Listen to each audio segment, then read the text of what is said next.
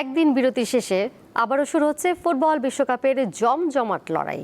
আসরের প্রথম কোয়ার্টার ফাইনালে রাত 2টায় ফ্রান্স মুখোমুখি হবে 2022 আসরের সেমিফাইনালিস্ট মরক্কোর। গেল বিশ্বকাপে আন্ডারডগ তকমা নিয়ে সেমিফাইনালে উঠেছিল মরক্কো। সেইবার ফ্রান্সের কাছে হেরে তাদের বিদায় নিতে হয়। সেই চেনা প্রতিপক্ষের সাথে আরেকবার বিশ্বকাপে মুখোমুখি হবে দলটি, যদিও এবারের লড়াইটা কোয়ার্টার ফাইনালে। এই ম্যাচটি মরক্কোর জন্য প্রতিশোধেরও। অন্যদিকে উত্তর আমেরিকা বিশ্বকাপ অভিযানে এ পর্যন্ত আক্রমণ ভাগের শক্তি, ধৈর্য ও মানসিক শক্তির পরীক্ষা দিয়েছে ফরাসিরা। তবে এবার আসল পরীক্ষায় বসতে যাচ্ছে দিদিয়ে দেশমের শিষ্যরা, কেননা তাদেরকে নিশ্চিত চ্যালেঞ্জ জানাবে আফ্রিকান সিংহের দল।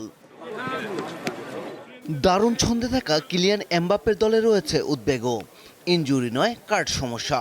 দলের প্রধান তিন তারকা ব্র্যাডলি ও মানকুনে মাইকেল অলিজে দেখেছেন একটি করে হলুদ কার্ড। মরক্কোর বিপক্ষে ম্যাচে তারা যদি পুনরায় হলুদ কার্ড দেখেন তবে সেমিফাইনালে নিষিদ্ধ হবেন। বিশেষ করে উইঙ্গার অলিজের কার্ড পাওয়ার ঝুঁকি ফরাসি শিবিরে বড় চিন্তার কারণ। পরিসংখ্যান ও সাম্প্রতিক পারফরমেন্সে ফ্রান্স এগিয়ে থাকলেও মরক্কোর রক্ষণ, দ্রুত পাল্টা আক্রমণ ও বড় ম্যাচে লড়াই করার মানসিকতা ফরাসিদের জন্য বিরাট চাপের বিষয়। মরক্কোর মতো টেকনিক্যালি দক্ষ, শারীরিক সক্ষমতাপূর্ণ ও আত্মবিশ্বাসী দলের মুখোমুখি ফ্রান্স হয়নি এখনো। ম্যাচটি শুরুর আগেই মাঠের বাইরে রেফারি নিয়ে তীব্র বিতর্কের ঝড় উঠেছে। ফ্রান্স ও মরক্কোর মধ্যকার কোয়ার্টার ফাইনাল ম্যাচে এমন এক রেফারি প্যানেল নিয়োগ দেওয়া হয়েছে 96টি ম্যাচেও দেখা যায়নি।